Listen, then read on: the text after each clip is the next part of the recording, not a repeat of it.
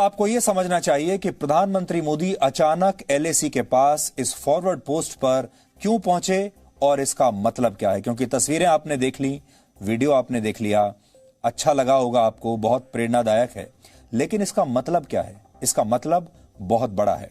इसका पहला मतलब यह है कि प्रधानमंत्री मोदी ने चीन को एक बहुत बड़ा और कड़ा संदेश दिया है और चीन को समझा दिया है कि भारत इस सीमा विवाद को लेकर अब बहुत गंभीर हो चुका है और भारत ना तो इसे हल्के में लेगा और ना ही चीन के सामने झुकेगा। यानी प्रधानमंत्री मोदी अब इस विवाद को इतना आगे तक लेके जा चुके हैं कि अब वहां से पीछे लौटना संभव नहीं है और चीन को यह बात अब समझ लेनी चाहिए।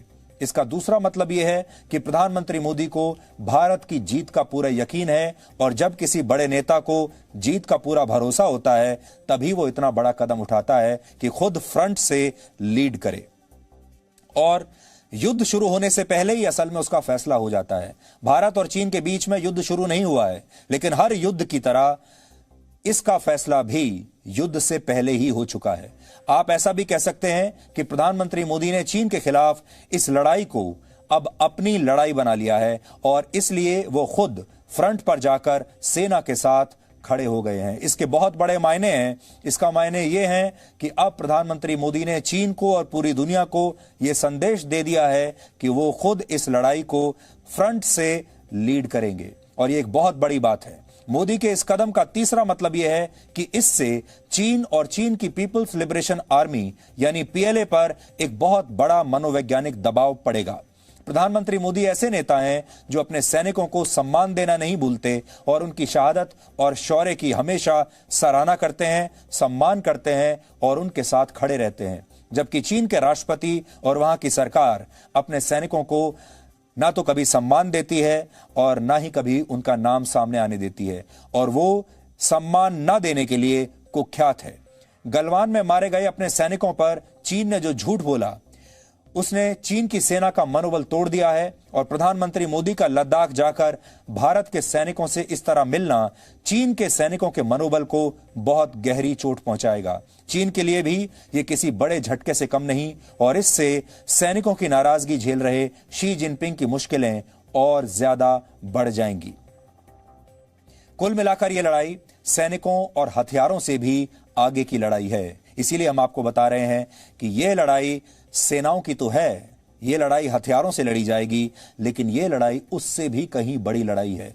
यह लड़ाई है पुरुषार्थ की, यह लड़ाई है हिम्मत की, यह लड़ाई है देशभक्ति की, यह लड़ाई है सच और झूठ के बीच की। इसलिए इस लड़ाई को आप सिर्फ दो देशों के बीच जमीन को लेकर हुए युद्ध की तरह मत देखिए जिसमें सिर्फ सैनिक लड़ेंगे और जिसमें सिर्फ हथियारों का इस्तेमाल होगा, बल्कि अच्छाई और बुराई की यह लड़ाई आगे चलकर धर्म युद्ध में बदल जाएगी और पूरी दुनिया इस समय देखेगी कि चीन जैसा विस्तारवादी देश जीतता है या भारत जैसा विकासशील देश इस बार चीन को पछाड़ देता है। इसलिए इसे छोटी लड़ाई मत समझिए, इस लड़ाई के मायने बहुत आगे तक जाएंगे और यह लड़ाई भी 2-4 दिन की लड़ाई नहीं है, 2-4 हफ्ते की लड़ाई नहीं है, यह लड़ाई लंबी चलेगी।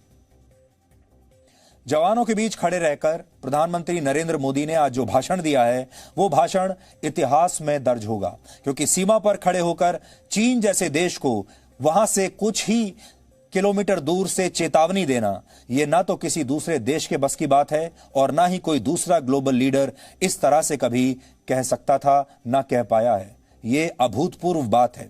आज प्रधानमंत्री मोदी के भाषण की 3 मुख्य बातें क्या थीं, यह भी आप जानिए।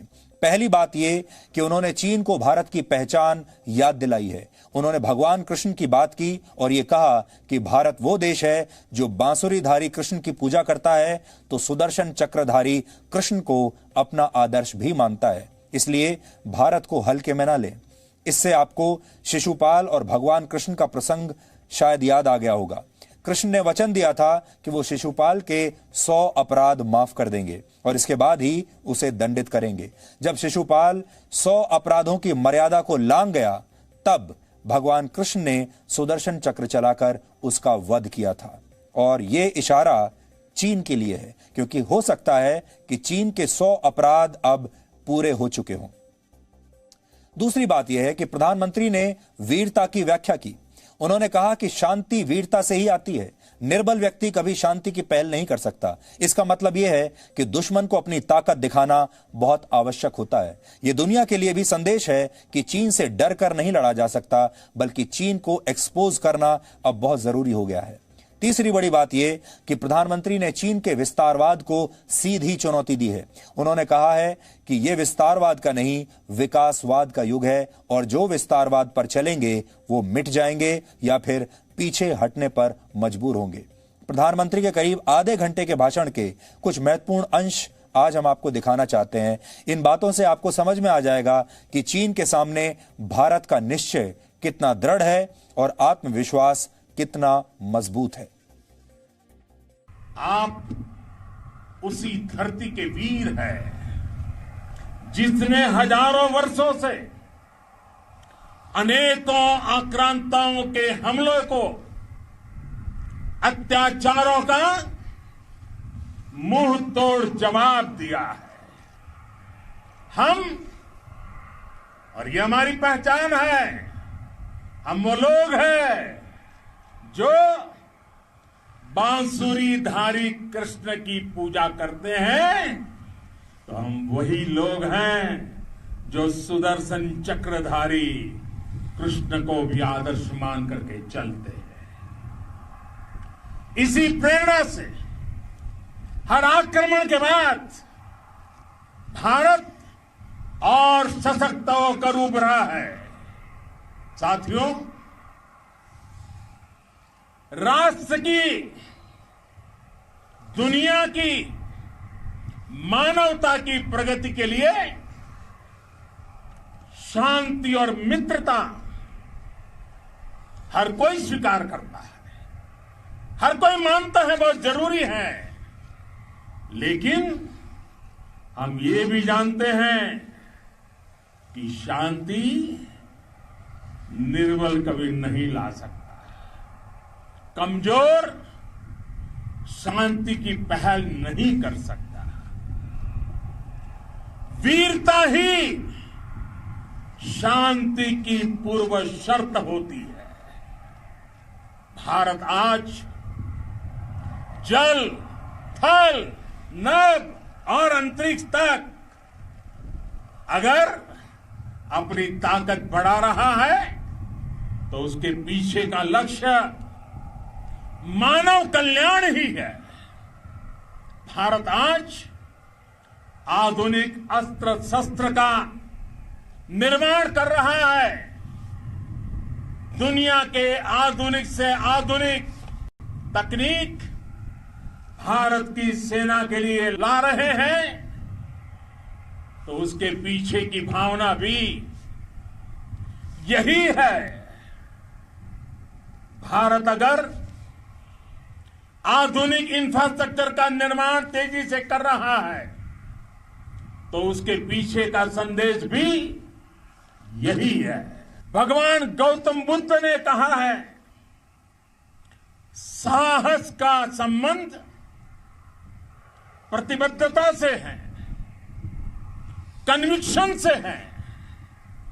साहस करुणा है, साहस कंपेशन है।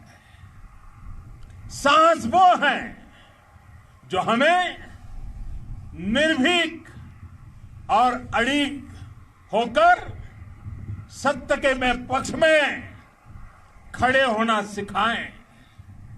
साहस वो है जो हमें सही को सही कहने और करने की ऊर्जा देता है।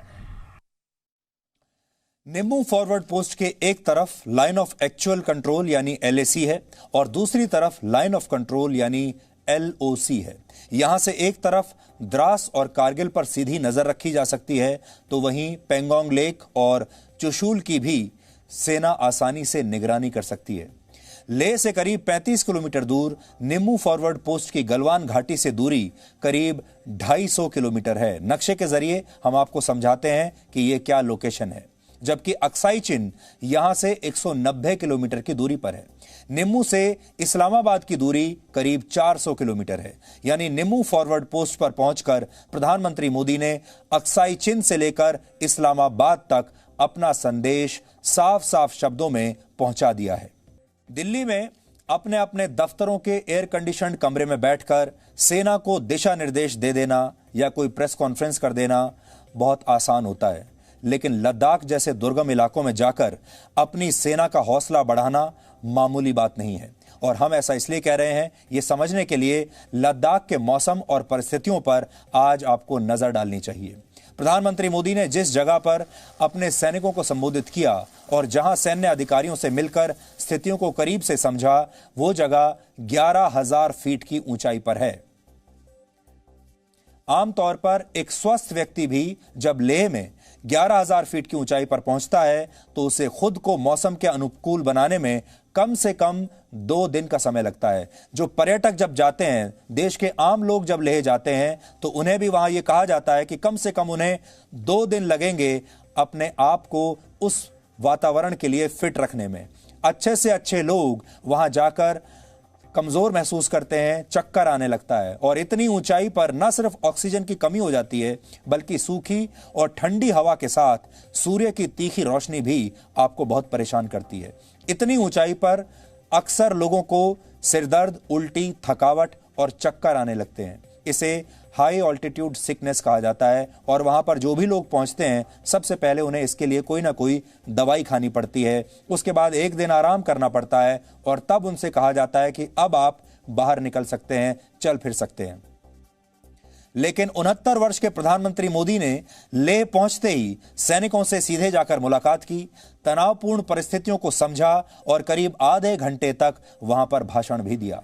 जिस उम्र में अक्सर लोग कुछ कदम चलकर थक जाते हैं, उस उम्र में 11,000 फीट की ऊंचाई पर पहुंचकर सीधे देश और सैनिकों का इस तरह से हौसला बढ़ाना बिना आराम किए, यह बताता है कि प्रधानमंत्री मोदी न सिर्फ शारीरिक रूप से बहुत स्वस्थ हैं, बल्कि वो देश के लिए मुश्किल परिस्थितियों का सामना करने से भी कभी घबराते नहीं और मानसिक रूप से वो कितने मजबूत हैं, ये इस बात का परिचायक है। तो प्रधानमंत्री मोदी आज जिस जगह पर थे, वहां से आप देख सकते हैं गलवान घाटी 250 किलोमीटर, अक्साई चिन 189 किलोमीटर और इस्लामाबाद लगभग 400 किलोमीटर की दूरी पर है। और इस जगह से बैठकर, यानी निम्मू से बैठकर, उन्होंने इन तीनों क्षेत्रों में अपनी बात साफ साफ पहुंचा दी है। उनके आवाज की गूंज इन सारे इलाकों में आज जरूर पहुंची होगी।